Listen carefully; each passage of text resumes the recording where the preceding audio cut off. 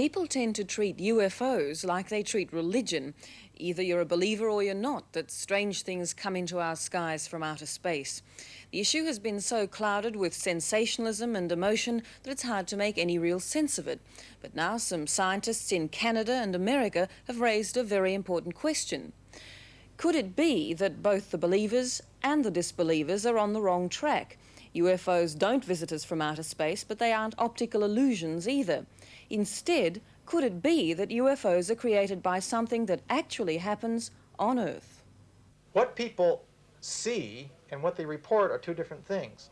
For example, when someone says they see a UFO, that means they see a ball of light. There's no argument there. And most scientists would argue that's a ball of light. The argument is when people automatically conclude that because it's a ball of light, therefore it's a flying saucer. It might have been just a ball of light that Deputy Sheriff Val Johnson saw in Minnesota, but it wrecked his car and knocked him unconscious for half an hour. Then there's the case of Travis Walton, a forest worker who saw a ball of light in Arizona. We saw an object hovering near the road. A glowing disc about 25 feet in diameter. And we could see it very distinctly. Travis Walton says he too was knocked unconscious. But even more than that, he woke up to find himself on board some kind of spacecraft with a crew of alien creatures. Both those cases involve balls of light, what some people have called UFOs or flying saucers. But where did those balls of light actually come from, and where were they formed in the first place? Well, one explanation comes from Canada, where a scientist says they don't come from outer space at all, but they come, in fact, from deep within the Earth. He says that they're related to earthquake activity. These are unknown objects being observed in the early 1800s. Dr. Michael Persinger prefers to believe his computer at Laurentian University rather than the people who say they've seen flying saucers. And his computer came up with some remarkable results. Look around the world, and wherever you find earthquake activity, you're likely to find UFO reports. Dr. Persinger began to wonder whether something connected with earthquakes caused those balls of light that people call UFOs. Well, if you take a look at the data, and that's ultimately what it comes down to, the data, not what somebody believes or how they think or their basic theories. Theories are a dime a dozen. It's the data. If you look at the data, you will find a marked relationship between increases in UFO activity, or luminosities, balls of light, and later earthquake activity. Geologists gave Dr. Persinger rare photographs of what's called earthquake lightning. The lights are believed to be electrical energy released by the breaking of rocks containing quartz.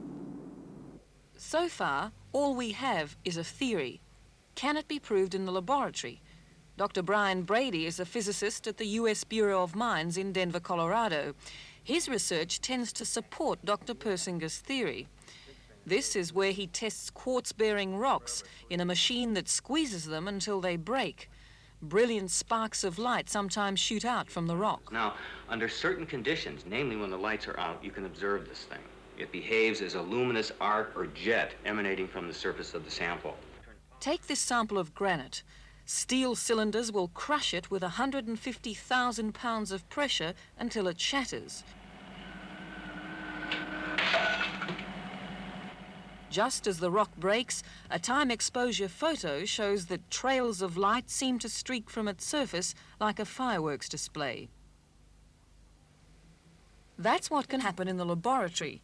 So these scientists argue that much bigger balls of light may well come from stresses and strains deep within the Earth.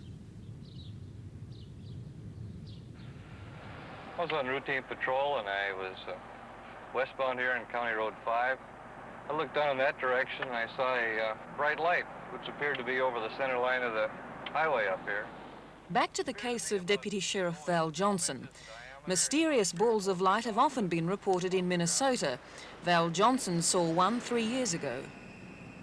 Didn't know what in the world it was, and thought I better go check it out. I got up here to mile marker 68, just like that. Bingo, just like that. The light was at the vehicle, and inside the vehicle I heard the sound of breaking glass, and that's the last I recall. brakes locked up apparently, and I left 99 feet of black skid marks coming to rest sideways in the northbound lane. Val Johnson suffered only minor injuries, but was unconscious for more than half an hour. The strange damage to his car has still not been repaired, in the hope that someone someday will explain it.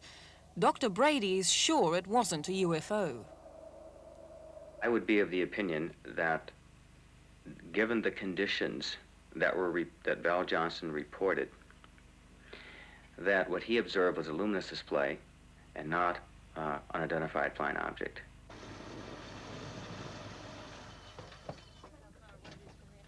The theory may explain Val Johnson's case, but what of Travis Walton, that forest worker in Arizona? He described what he saw to an artist, and this is the result.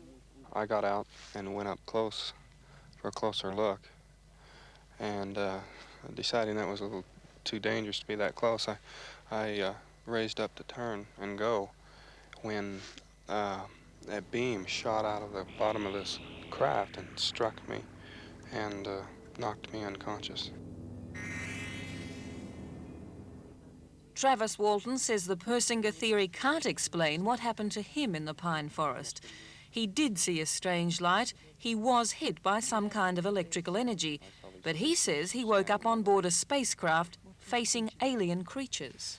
Well, they were basically humanoid in form, about 5 feet tall, and they were white-skinned, very pale white, and with a normal arrangement of features, except for very, very large eyes and no hair on their head. To say that he's a liar would be inappropriate. He actually believes that this happened. So if Travis Walton is not a liar, how does Dr. Persinger explain those little white men? He says the answer lies here, in the human brain. Michael Persinger is a neurobiologist. He studies the human brain. He believes that when the electrical charge struck Travis Walton, it made him hallucinate and affected his memory. Now, this is what I think happened in Travis Walton's brain during the period of the discharge from the luminosity. The stimulation occurred here in the hippocampal region. This is the most electrically unstable part of the brain, and when it is stimulated, you get experiences of intense meaningfulness, sensations of anxiety, dreamlike experiences, sensations of being lifted, and most of all, it interferes with memory. And that is what was influenced the following 4 to 5 days. Memory was so modified, because this is the part of the brain that consolidates or stores memory, that the individual would not know that the memory had ever been modified. Well, it was no delusion. It's very real. Everything happened, just like you and I talking here. It's nearly 7 years since Travis Walton and 6 other timber workers saw that light on their way home from work in the forest. Perhaps we'd all know better what really happened if his mates hadn't panicked and driven off. Travis Walton was missing for 5 days as people searched the woods for him.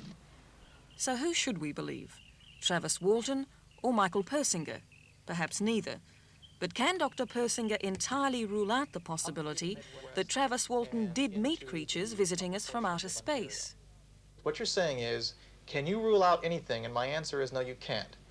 For example, I could argue right now that we're all being urinated upon by invisible, non-physical pink elephants. And you may not like that. You may say, well, they're not there.